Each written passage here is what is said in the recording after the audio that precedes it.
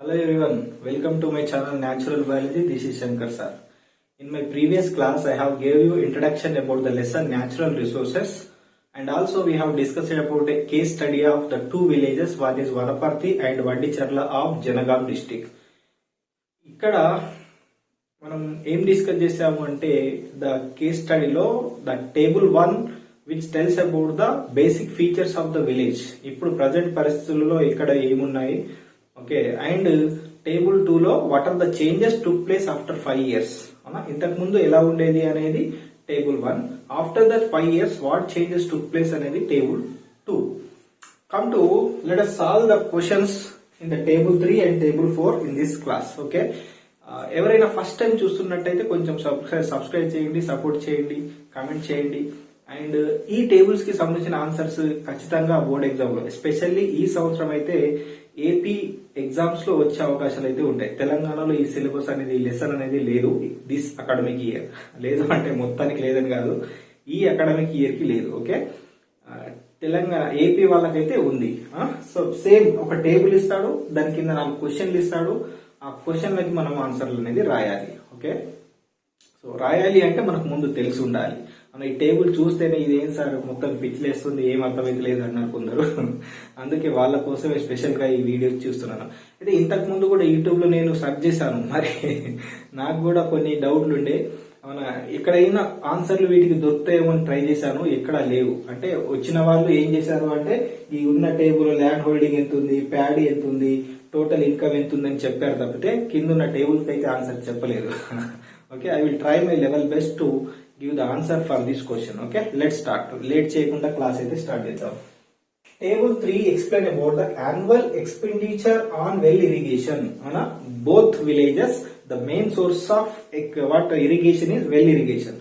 అవునా, రెండు విలేజ్లలో వాళ్ళ యొక్క మెయిన్ సోర్స్ వ్యవసాయం కోసం, నీటి పారుదల కోసం వీళ్ళు దేనిపైన డిపెండ్ అయి ఉన్నారంటే బావుల పైన, వెల్ ఇరిగేషన్. ఓకే, మరి ఎంత ఖర్చు పెడుతున్నారు ఒక్కొక్క ఫార్మర్ ఈ వెల్ ఇరిగేషన్ పైన, ఈ బావుల నుంచి నీళ్లు తోడి వ్యవసాయానికి అందించడానికి వాళ్ళు ఎంత ఖర్చు పెడుతున్నారు అనేది table 3. Okay, annual expenditure on well irrigation. Village name as usual Wanaparthy and Vaddicherla. Land holding of farmers అంటే పెద్ద రైతుల, చిన్న రైతుల. And depth of the borewell. అవునా, అంటే ఇంతకు ముందు ఆ వెల్ ని ఏం చేశారు, నార్మల్ వెల్ ని బోర్వెల్ గా మార్చేశారు, అక్కడే బోర్ బావి తవ్వించారు. అవునా, సో దానికైనా ఖర్చు ఎంత. అవునా, so that is depth of the borewell.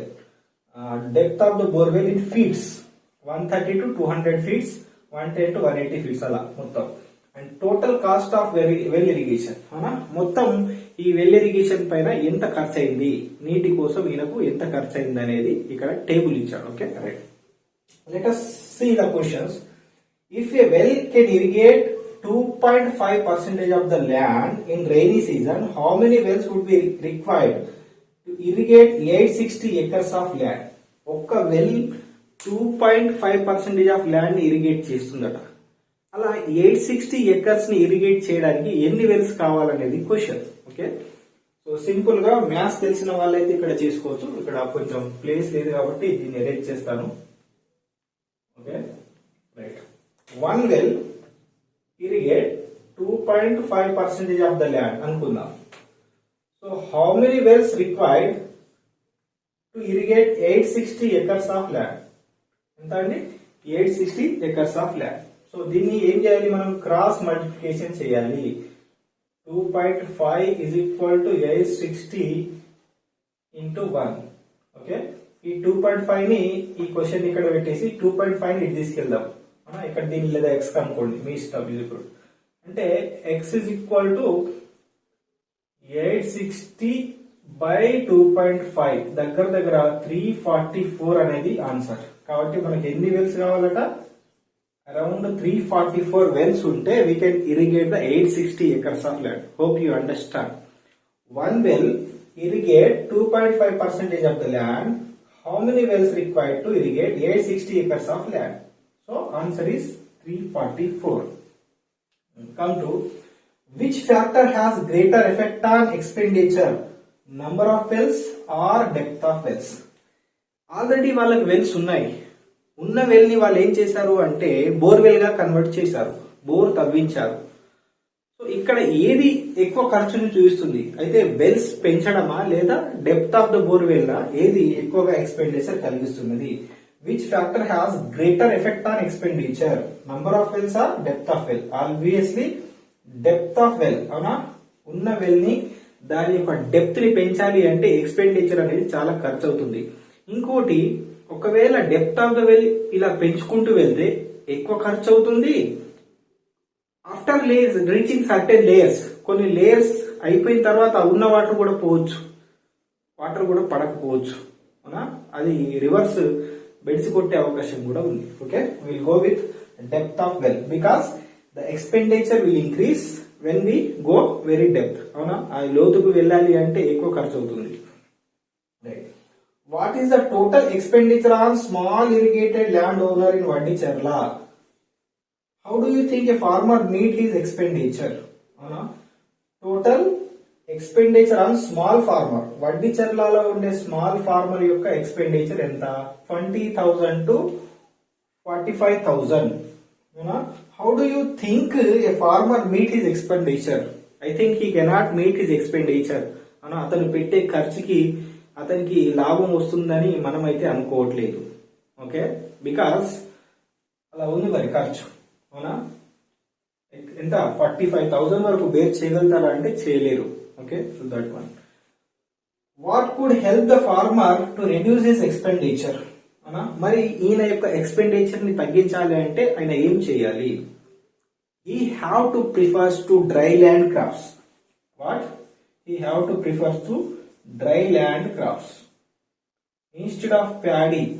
ప్యాడీకి బదులు ఈయన వేరే పంటలు పెట్టాలి, like cotton, gingelly, and red grams, black grams, sorghum, jowar, ఇటువంటి నీరు తక్కువగా అవసరమైన ప్లాంట్స్ పెట్టాలి, క్రాప్స్ పెట్టాలి. అప్పుడే ఈయన అంత ఆ ఎక్స్పెండిచర్ అనేది ఉండకపోవచ్చు. అవునా?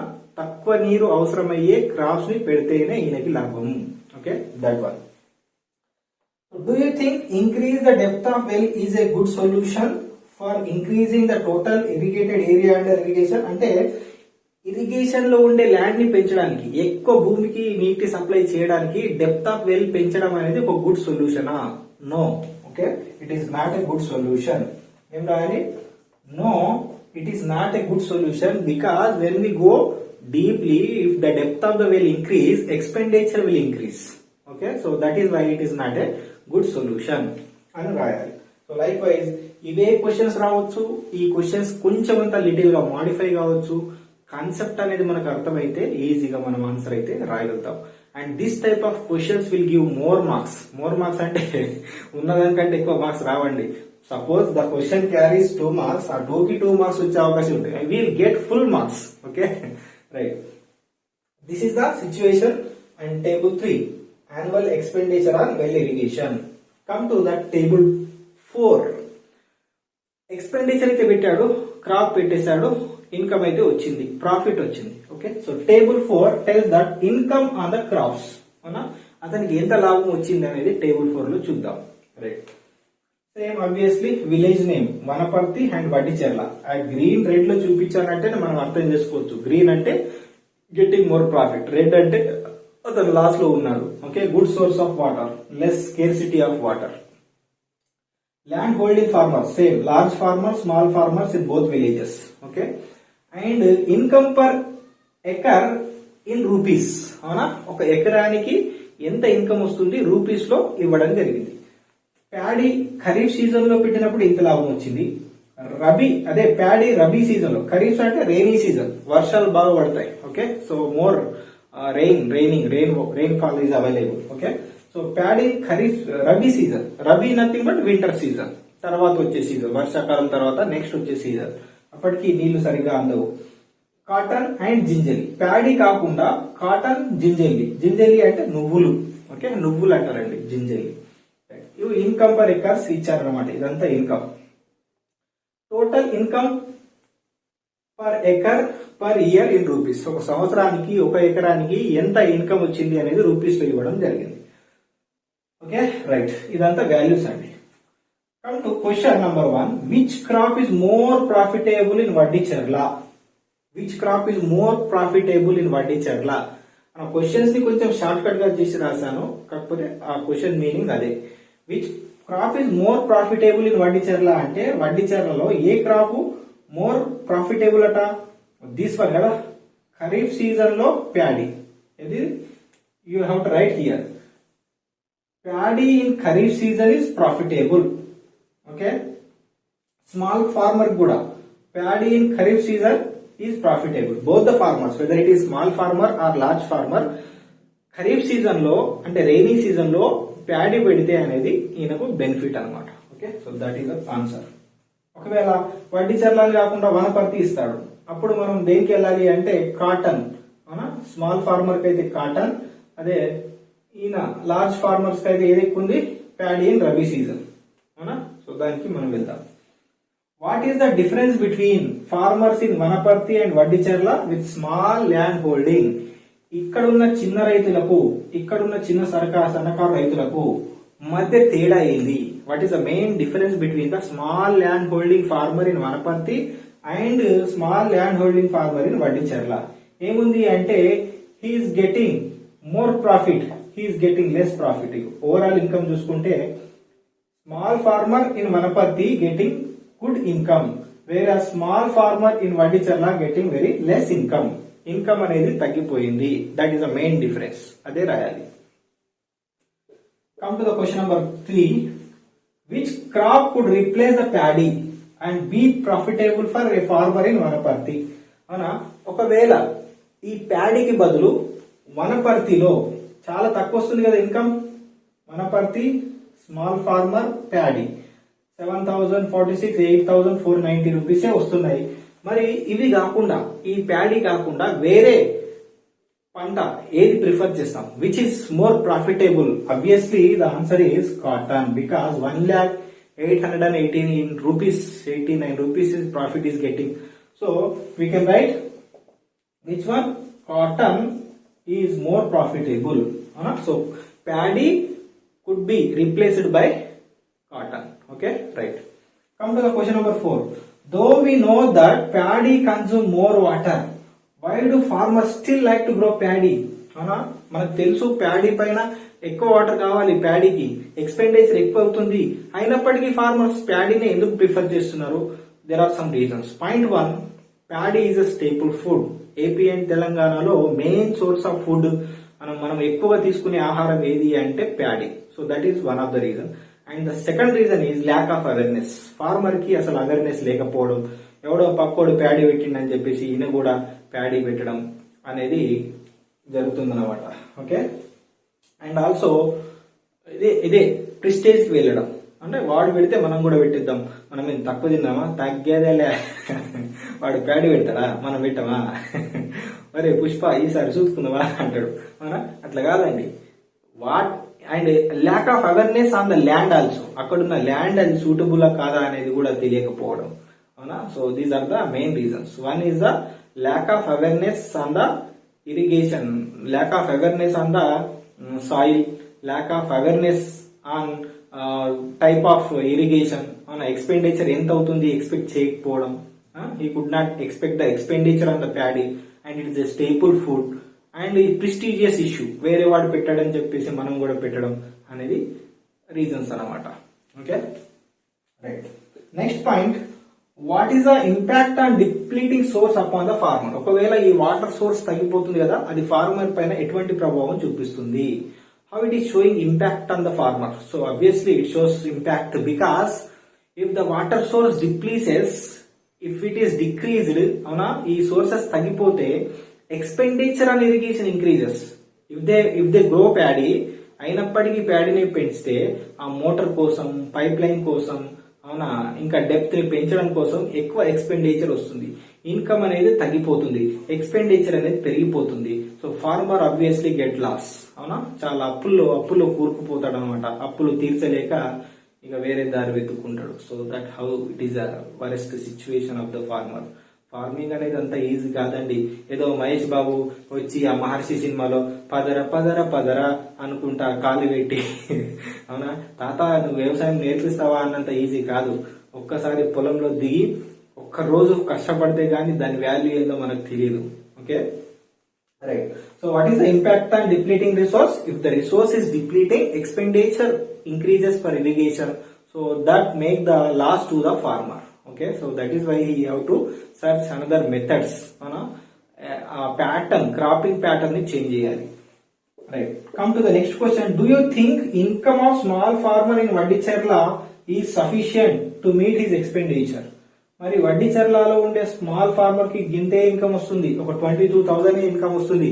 బట్ ఖర్చు ఎంత అవుతుంది? 45,000 వస్తుంది. Expenditure only on irrigation talking. Irrigation ఒకటే కాదు కదా, పురుగు మందులు వాడాలి, pesticides, fertilizers, and labour charges, ఇక చాలా ఉంటాయి. సీడ్స్ కాస్ట్, ఆ సీడ్ తేవాలి, సీడ్ తెచ్చినప్పటి నుంచి పంట వేసేంత వరకు, హార్వెస్టింగ్ చేసేంత వరకు రకరకాల ఖర్చులు ఉంటాయి. ఓన్లీ ఆన్ ఇరిగేషన్ 45,000, ఒకవేళ 30,000 అనుకుందాం యావరేజ్ గా, ఇన్కమ్ అయితే 22,000, అంటే రివర్స్ పడుతుంది అయిన పైన అప్పు. So he cannot meet his expenditure. అవునా? Do you think income of small farmer Vaddicherla is sufficient to meet his expenditure? No. Okay, he cannot meet his expenditure because income is less, expenditure is more. Come to, do you think farming is an occupation profitable for the farmers in Vaddicherla? మరి ఈ farming అనేది ఈయనకు profitable గా మారుతుందా? No, it is not a profitable, not profitable. అవునా? It is not profitable, not at all. అతనికి అసలే సరిపోవట్లేదు, పోను ఈయన పైనే రివర్స్ వస్తుంది అనమాట. Okay, right. నో అని రాయాలి, సింపుల్ గా నో అని రాసి, if you want to give reason also you can give why it is no, because he could not meet his expenditure. Right. What would the farmer have to look other kind of occupation to meet his expenditure? మరి farmer కూడా వేరే occupation search చేయాల్సిన అవసరం ఉందా అంటే తప్పకుండా, అందులో డౌటే లేదు. మరి ఫార్మింగ్ లో ఇక్కడ లాభాలు లేదు అంటే ఇంకా వేరే పని చూసుకోవాల్సిందే, అవునా కదా? So would the farmer have to look other kind of occupation? Yes, he have to choose other kind of occupation. Only farming కాకుండా పౌల్ట్రీ గానీ, అనిమల్ హస్బెండరీ, అవునా, పాలు, పశు సంపద, మిల్క్ ప్రొడక్షన్ చేయడం, అవునా, ఇటువంటివి చేయాలన్నమాట. ఫిషరీస్ వీలైతే. సో మల్టీ ఫార్మింగ్, అవునా, different types of farming, multi farming చేస్తే ఎక్కువ లాభాలు ఆశించే అవకాశం ఉంది. మన వ్యవసాయం అయిన రైతు ఒక్కసారి వ్యవసాయం మానేసింది అనుకుందాం, ఎవరిస్తారు ఫుడ్? ఎవ్వరు ఇవ్వరు. సో ఇక్కడైతే according to the statement farming is not, ఏమంటాడు, it is not an occupation, it is not enough. This farming occupation not provide sufficient amount to this farmer. కాబట్టి he have to choose another type of occupation. That is why farmers are migrating to the Hyderabad, Vizianagaram, Visakhapatnam from the rural areas. Okay, because to get more income. అక్కడ సరిపోవట్లేదు, అప్పులు అవుతున్నాయి. కాబట్టి హైదరాబాద్ లాంటి పెద్ద పెద్ద నగరాలకు వచ్చి లేబర్లుగా, ఇక్కడో కంపెనీల్లో లేబర్లుగా పనిచేస్తున్నారు, సెక్యూరిటీ గార్డులుగా పనిచేస్తున్నారు. చూడండి ఎంత దారుణమైన విషయం అనమాట, అవునా కదా? కాబట్టి వాళ్ళను ఎంకరేజ్ చేయాలి. Government also have to encourage, అవునా. Government have to provide some technical support. Even government కొంచెం అంత సబ్సిడీ కింద కొన్ని రకాల వస్తువులను ఇస్తుంది, కానీ ఫార్మర్ వరకు ఆ information చేరట్లేదు. So that is also one of the main reason. So that is why government ఏం చేసింది అంటే, ఒక స్పెషల్లీ ఒక ఆర్గనైజేషన్ ఉంది. That one is centre for world solidarity. Centre for world solidarity ఎక్కడ ఉందంటే ఇది Secunderabad.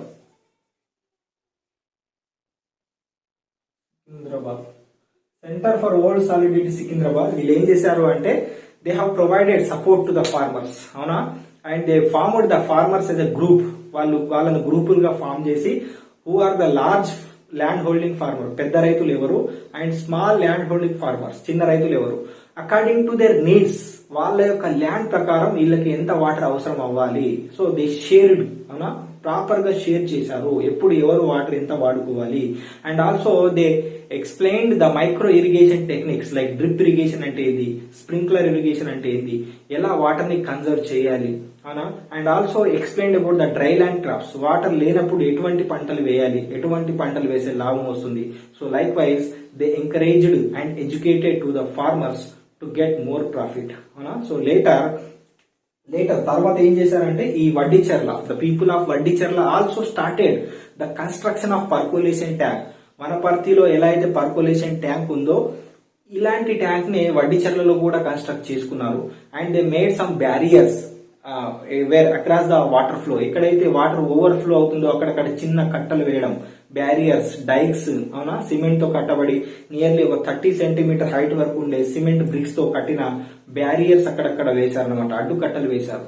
So likewise water is recharged, అవునా. Dried up wells, open dried up wells ఉంటాయి కదా, ఎక్కడ వర్షం పడ్డా ఆ వెల్ లో వాటర్ వెళ్లేలా చేశారనమాట, చిన్న చిన్న కాలువలు తవ్వి. Okay, by making small small canals they given the way of that rain water towards that dried up wells. Likewise they recharge the dried well, అవునా. ఈ ఎండిపోయిన బావులన్నింటినీ వాళ్ళు రీఛార్జ్ చేశారు ground level water. So likewise the effort of the people, okay, get benefit. మెల్లమెల్లగా ground water level అనేది బాగా పెరిగింది. Now Vaddicherla also good in condition, okay, because of the support of centre for world solidarity Secunderabad. So ఈ విధంగా water ని మనం ఎలా వాడుకోవాలి అనేది తెలిసి ఉండాలి, అవేర్నెస్ ఉండాలి. Which type of crop we have to cultivate and which type of soil is there, according to soil how much water is required, which type of crop we have to cultivate and what expenditure ఎంత అవుతుంది, profit ఎంత వస్తుంది అనేది ముందే guess చేసుకోవాలి. Okay, so అలా చేస్తే సరైన పద్ధతులు వాడితే తప్పకుండా బెనిఫిట్ అనేది వస్తుంది. Okay, so this is about the case study of the two villages Vanaparthi and Vadicherla of Janagan district. Okay, so right అండి, thank you. This is today's class. ఇంకా చాలా రిక్వెస్ట్ అయితే వస్తున్నాయి, ఎగ్జామ్ టైం కదా, ఏం చేయాలో అర్థం కాక క్వశ్చన్లు అనేది పెడుతున్నారు. సార్ డయాగ్రామ్ ఎలా రాయాలో చెప్పండి, ఎలా ప్రాక్టీస్ చేయాలో చెప్పండి సార్. ఇంకొకటి అంటారు సార్ మోడల్ పేపర్ పెట్టండి, ఇంకొకరు అంటారు ఇంకేదో చేయండి సార్, ఇంకొక లెసన్ చెప్పండి. లైక్ వైజ్ చాలా ఉన్నాయి, అవునా. I will try my level best, అవునా. నేను ఎవ్రీడే చేయడం అయితే పాసిబుల్ కాదు, అవునా. చెప్తాను నేను సక్సెస్ అయిన రోజు ఎంత కష్టపడ్డానో, ఒక వీడియో చేయడానికి ఏమేమి కావాలో చెప్తాను. కానీ ఇప్పుడు చెప్తే ఏదో సానుభూతి, సింపతి అనుకుంటారు. So that is why I'm not revealing that, but I will try my level best to give, అవునా, వాట్ ఎవర్ యూ వాంట్. అయితే ఈ వీడియో తర్వాత ఏం చేస్తాను అంటే ఒక మోడల్ పేపర్ పెడతాను, because I think very soon the AP students are going to write the exam. ఒక మోడల్ పేపర్ పెట్టి ఎలా రాస్తే మంచి మార్క్స్ వచ్చే అవకాశం ఉంటుంది, how to score the good marks అనే దానిపైన ఒక వీడియో పెడతాను. అది పెట్టిన వెంటనే సమ్ ఇంపార్టెంట్ డయాగ్రామెటిక్ స్కిల్స్, అవునా, డయాగ్రామ్ ని ఒక ఈజీగా ఎలా డ్రా చేయాలో కూడా చెప్తాను. అయితే ఇంతకు ముందే నేను కొన్ని డయాగ్రామ్ చేశాను, ఐ థింక్ హార్ట్ పైన చేశాను, how to draw the heart diagram very easy. అది ఒకసారి ప్లేలిస్ట్ లో వెళ్ళి ఒకసారి చెక్ చేసుకోండి, అవునా. సో రైట్ అండి, thank you for your support, అవునా. అలానే ఎంకరేజ్ చేస్తూ ఉండండి. వెరీ సూన్ నేను అంటే నాకు టైం దొరికినప్పుడల్లా అప్లోడ్ చేస్తూనే ఉంటాను. Okay, thank you once again.